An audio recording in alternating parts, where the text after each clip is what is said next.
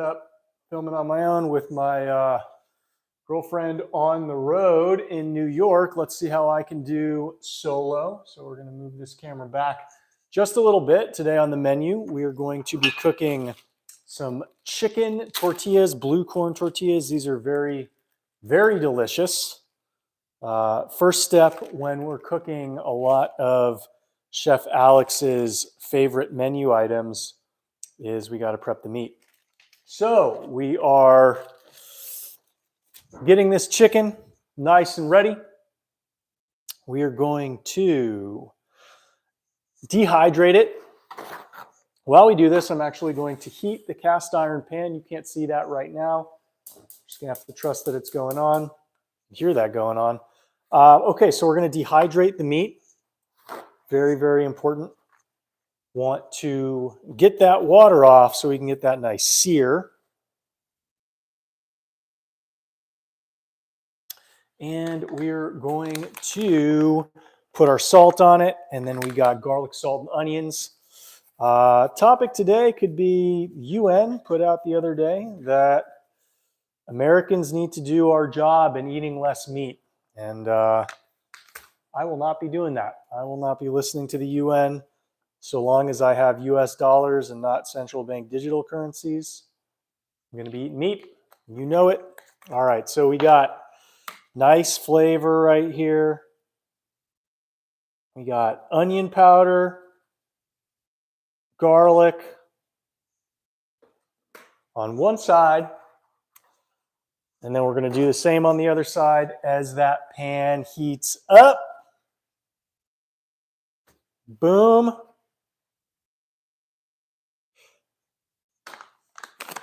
If you got any questions, post them in the chat. Hopefully I'll see them when my head's not down. Adding, get this in the picture, adding salt to the chicken. And then we're going to add some garlic on the backside. And we're going to turn this on.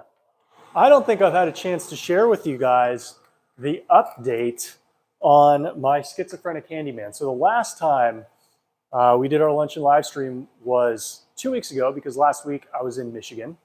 And this was in the middle of a couple nights of very choppy sleep. The reason why my sleep was choppy a couple nights ago is our handyman was accusing us of, no, far-right Latina girlfriend, not on the stream today. She's in New York, so I'm having a tripod film me instead. That's why I can't really see this as well, but we're gonna make do.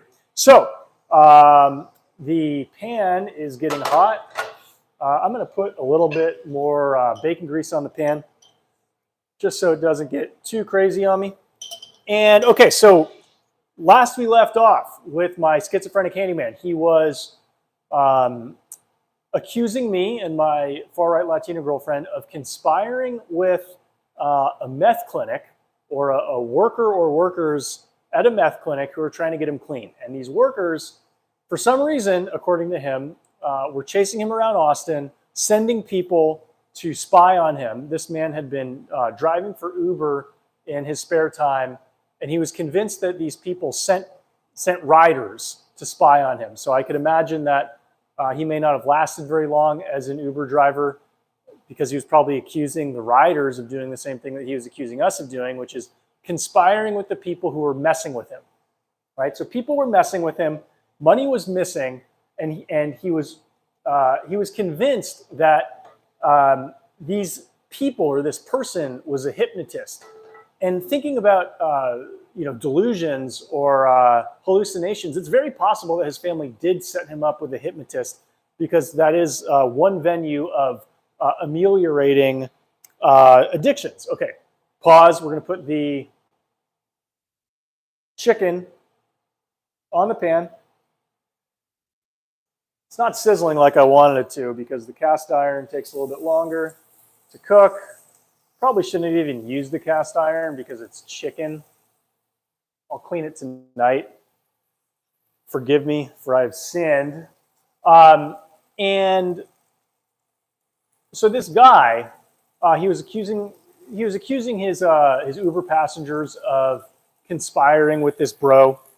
He was accusing us of conspiring with the guy. He thought that the garbage truck had the likeness of my girlfriend and me painted on the side of the truck. He says this guy's a magician. The guy who's been following him around Austin is a magician and capable of putting people's images anywhere. So hold that thought. I'm going to throw this away. We'll wash my hands. So this guy claims that he saw my girlfriend wearing sunglasses one morning. I think it was a Friday morning.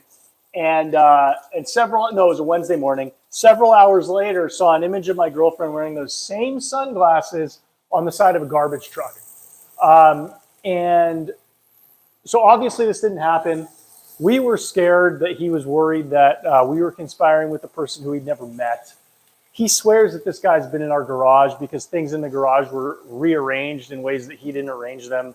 Maybe we rearranged them. I don't know. Maybe he's making it up. Anyway, this guy was scary. He's not allowed in our house anymore. And we didn't know if this guy was going to break in, if he was going to try to harass us, harm us. And so we just wanted him to have his stuff as quickly as possible so he couldn't, in his mind, imagine that we were trying to do him harm. So, you're probably missing me cook these, but they're being cooked, as you can see. So, hold that thought. I'm going to take out some blue corn tortillas.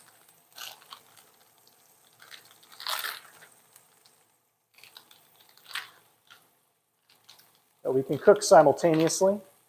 So he didn't pick up his stuff for several days. Finally, he comes to pick up his stuff yesterday, the day before, earlier this week. And so this is my first time seeing him face to face since he accused me of conspiring with a person that I've never met before. And, interesting. He's cogent for most of the time. Most of the time, this man is saying things that make sense, right? So he's finally admitting that he does meth, right? His family wanted him to get help for his meth habit. And you might have seen, I just put another pan on the stove because we're going to heat the corn tortillas that we got from HEB. We're going to probably 30, 45 seconds aside, get them both crispy before we put our cheese on. So this man he's in my garage. He's finally telling me, he's finally coming clean that he does a lot of opiates, right? Which we had suspected from the first day that he'd been in our driveway when he fell asleep while he was on the job. So I told him a couple days after that happened that we suspected that he was on opiates. As long as you didn't bring him in the house, do your thing, whatever, because service workers are very unreliable here. We'll take what we can get. Finally comes clean that he does opiates all the time, multiple times per day, and the opiates are laced with meth, so he says, and which we believe. And he says that whenever he's on this stuff, that this guy just doesn't stop fucking with him. And but if he goes through several days of withdrawals, the guy stops messing with him, and he's out of money. And so because he's out of money, his plan is to go sit in a Home Depot parking lot and just go through the withdrawals, stop consuming the opiates and the meth. After 3 or 4 days, he'll be really sick, and then the guy's going to stop messing with him. And I told him, Todd, isn't it possible that with your drug habit that you're imagining this guy? Because it's a known side effect from consuming opiates and consuming meth that it does perhaps induce hallucinations, particularly if you're not sleeping. The story he told was that this man puts him to sleep. He hypnotizes him. This man, the hypnotist, he says hypnotizes him, puts him to sleep, and he wakes up and he doesn't know what's happened.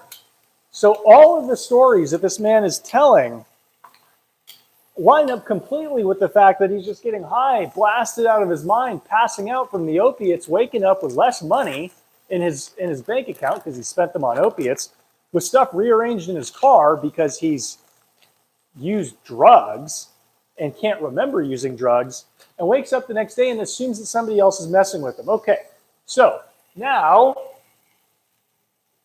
we're going to, I don't know if you can see this. Yep. We got this on the, okay, we got one side cooked. We are going to add some cheese.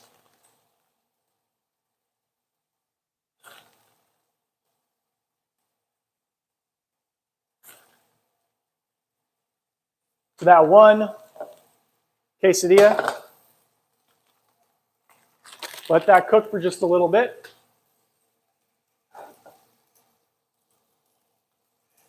Let this chicken continue to cook.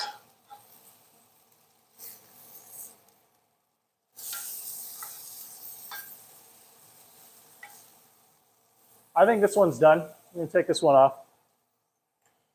So the moral of the story, kids, is don't do drugs because your family won't talk to you after a few years, which is what's happened to him. And if you don't want to see things that don't exist, try to sleep regularly and don't do drugs.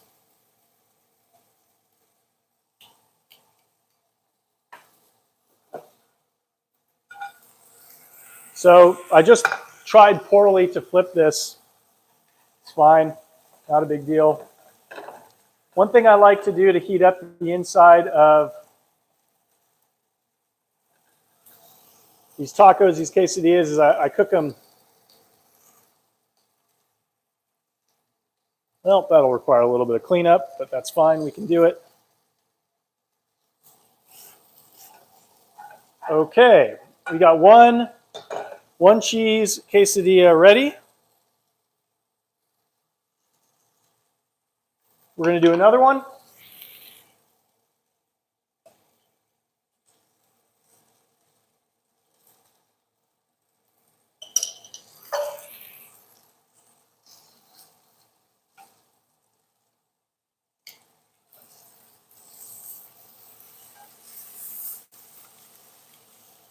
Chicken's almost done. Clean up some of the cheese that got on the floor.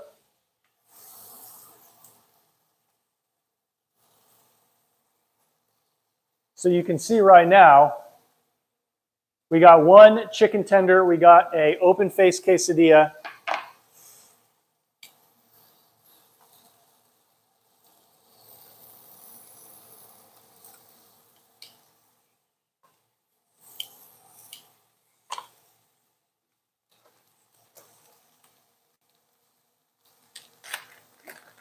We put our cheese in the next one, just like we did the first one. Let that sit.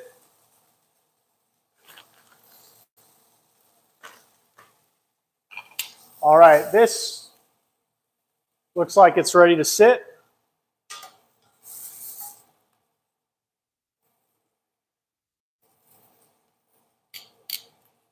Turn the cast iron flame off. Actually, we're going to keep it on. That's a hotter one than the one that we're using for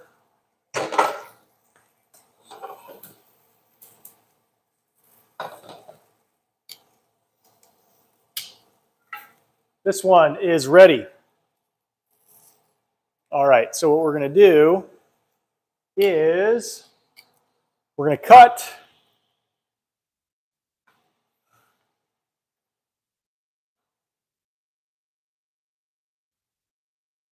turn this so you can see it.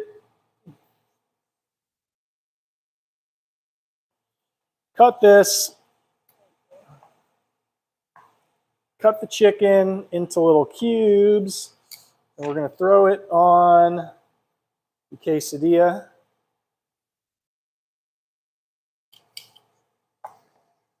And then we're going to fold the quesadilla. We're actually going to throw the quesadilla back on the pan for just a little bit.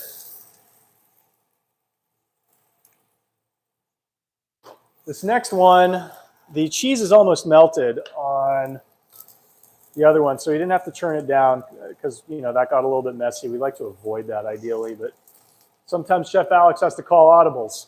All right, so we can see right now in the pan we got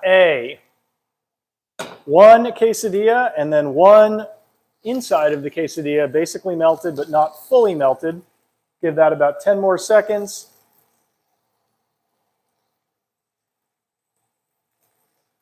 And then we're going to flip. Flip this quesadilla to the other side. All right. Now we're going to take this one off. While we do this, we're going to put more bacon grease on the pan so we can cook our last tortilla. That's English for tortilla. All right. Now we're going to take our second piece of chicken and we're going to cut it. Wow, that's great.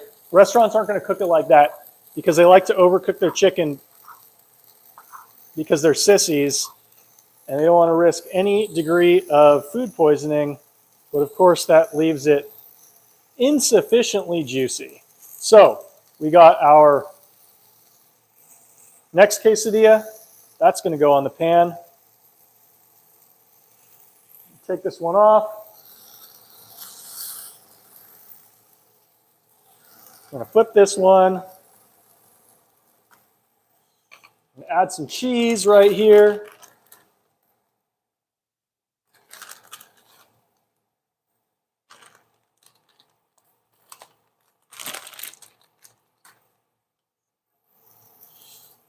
Take these off. All right.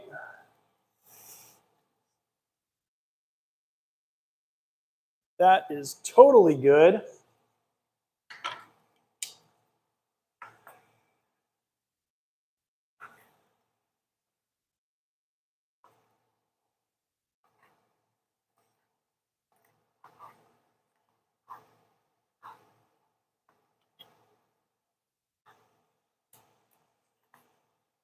All right.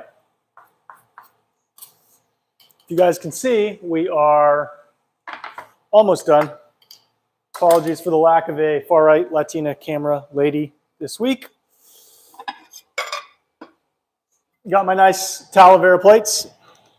I'm going to plate these real soon. Actually, yeah, we'll plate them. We'll plate them without cutting them.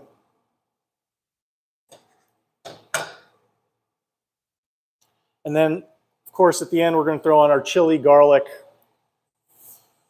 Cholula hot sauce. Never even had this before, but it'll look good. Bought it at HEB today. Yeah, I think it's going to smell pretty good too. So that's how we're going to do it.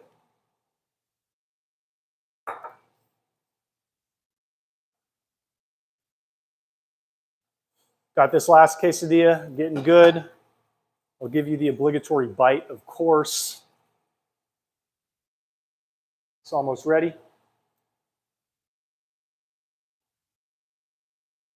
Let it sit for about 15 more seconds. And how are we doing on time? Oh, this is an amazing 20-minute meal because that's how we do it. All these meals under 20 minutes, under $20 usually.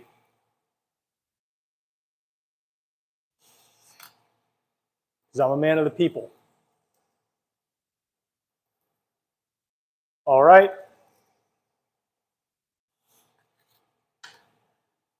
Now we're going to put this chicken on here. Turn that off. Fold this over.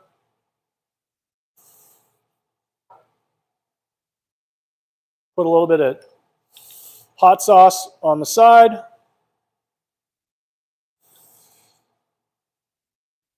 Cut this up. This is going to be hot. This is going to be real hot. Let's see how we did.